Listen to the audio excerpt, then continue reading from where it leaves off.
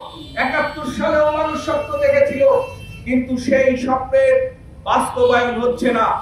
উপরন্তু আমরা কি দেখছি, 5 তারিখের পরে যে অন্তর্বর্তীকালীন সরকার চলছে, সেই সরকার 24-এর গণঅভ্যুত্থানের যে আকাঙ্ক্ষা, সেই আকাঙ্ক্ষা বাস্তবায়ন করতে পারছে না। পাশাপাশি সেই আকাঙ্ক্ষার বিপরীতে অনেক কার্যক্রম পরিচালিত হচ্ছে। আমরা দেখছি নারী সমাজের উপর নতুন করে হামলা হচ্ছে, নারীদের উপর। আমরা দেখছি ধর্মীয় জাতিগত সম্প্রদায়ের উপর নানাভাবে হামলা চলছে। আমরা দেখছি শিক্ষকদের উপর মব তৈরি করে বিভিন্ন জায়গায় হামলা চলেছে। দেশের আইন শৃঙ্খলা পরিস্থিতি কোন পর্যায়ে আপনারা জানেন। এই অবস্থার জন্য তো আমরা 24-এর গণঅভ্যুত্থান করি নাই।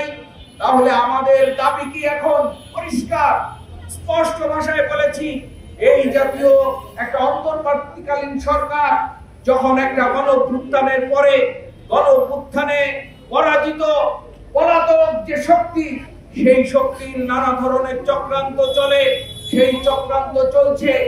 একই সাথে আমরা দেখছি এই দেশে সাম্প্রদায়িক গোষ্ঠী আস্ফলন নতুন করে শুরু হয়েছে। এই সব মিলেমিশে 24-এর গণঅভ্যুত্থানের যে আকাঙ্ক্ষা, সেই আকাঙ্ক্ষার পথে বাংলাদেশ চলছে না। আমাদের পার্টির পক্ষ থেকে তাই আমরা স্পষ্ট করে বলেছি, অন্তর্বর্তীকালীন সরকারকে আপনার দায়িত্ব বাংলাদেশকে পাল্টে দেওয়া না, পক্ষে সেটা সম্ভব না।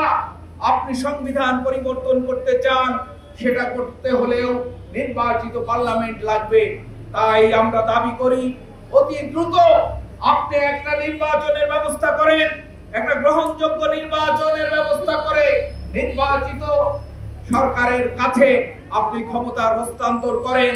কিন্তু আপনাদের হুঁশিয়ার করে দিতে চাই, সতর্ক করে দিতে চাই, আগামী নির্বাচনের ভেতর দিয়ে যদি বাম গণতান্ত্রিক শক্তি ক্ষমতায় আসতে না পারে, যদি সেই বুর্জোয়াদের মধ্যে ঘোরাঘুরি করে, তাহলেও কিন্তু আপনাকে সতর্ক থাকতে হবে।